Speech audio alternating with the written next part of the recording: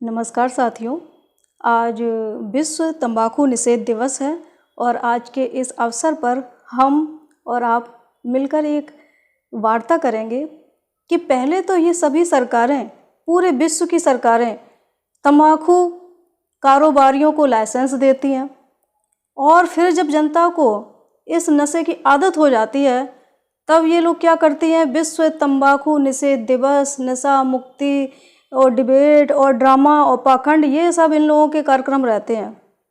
आपको लग रहा होगा कि यह कैसे हो सकता है, तो यह ऐसे कि अमीर लोगों की महंगी सिगरेट जो कि कंपनियों आदि में बनती होगी, पर हमारे भारत में गरीबों की जो बीड़ी है, जिसने तोड़ दी बीड़ी मजदूरों की स्वास्थ्य की सीढ़ी है।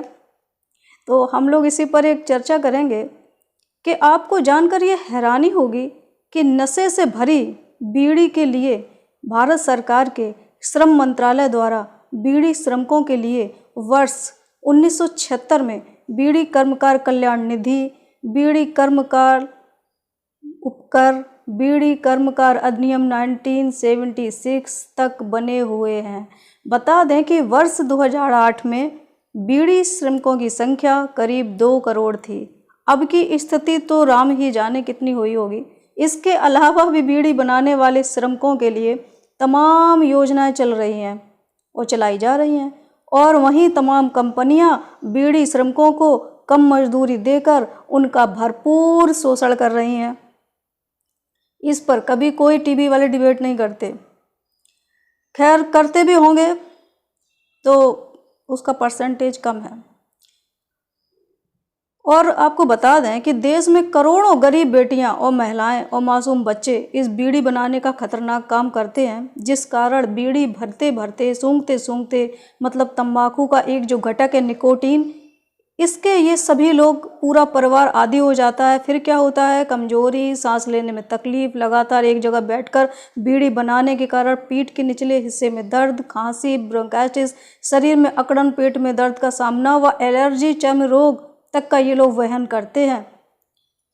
और इसमें सबसे ज़्यादा महिलाएं और बच्चे शामिल हैं, लड़कियां भी शामिल हैं और कम उम्र की बच्चे इसमें शामिल हैं। और सुनो, यह महिलाएं अपनी वार्षिक आय का लगभग 30 से 40% अपने परिवार की सेहत पर खर्च कर देती हैं। अब आप सोचो, कमाया कितना और फिर गमाया कितना, और सरकार ने मदद कर भी दी तो पाया कितना।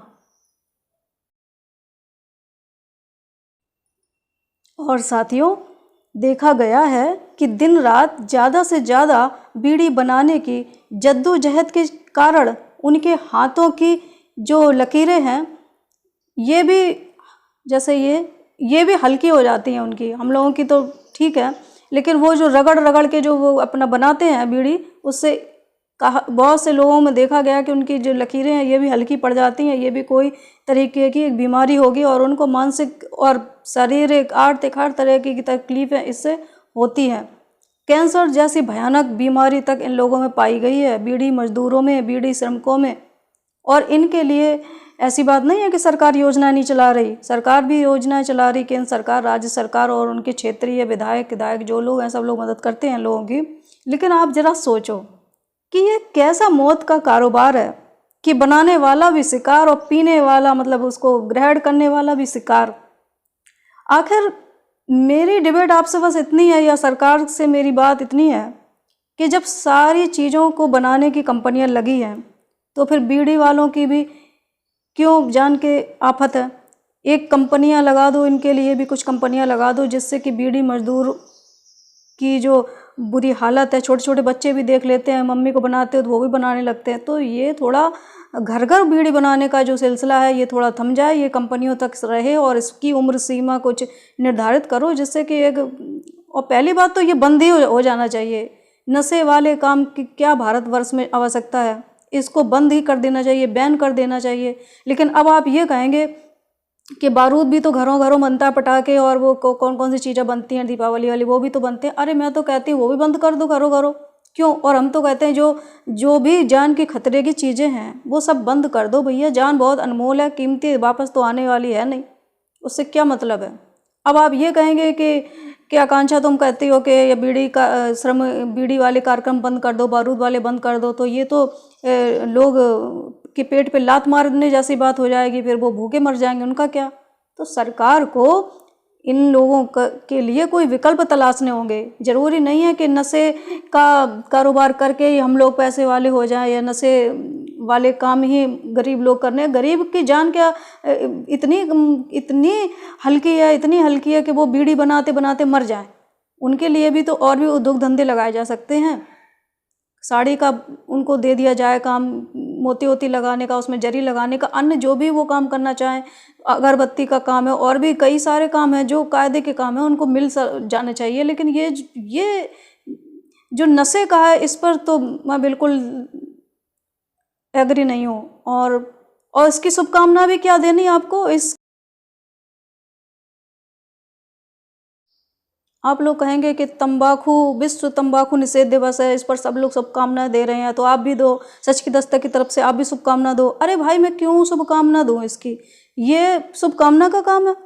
कितने सारे लोग नशे से मर जाते हैं। गरीब की जान इतनी सस्ती है कि वो बीड़ी बनाते बनाते ऐसे मर जाए, और हमारी सरकारें बीड़ी बनाने वालों को ढेर सारी योजनाएं दे दें, घर दे दें, मकान दे दें, दवा दे दें, ये दे दें, वो दे दें। अरे आप जड़ उखाड़ दो ना, आप बीड़ी वाला काम ही ख़त्म कर दो ना। बीड़ी के अलावा कोई और काम दे दो उन लोगों को, और भी सारे उद्योग लगा दो जिससे उनका पापी पेट पल जाए। इतनी बारूद वाले, कितने गरीब घरों में बारूद ये छोटे मोटे पटाखे बनते हैं, और फिर आप खुद देखो गूगल पे कितनी न्यूज़ें आती हैं कि फलानी फैक्ट्री में आग लग गई, ढिकाने में लग गई, और अपने मोहल्ले में बारूद बन रही थी, उसमें आग लग गई, कितने लोग मर गए। हमेशा यही सुनने को आता है।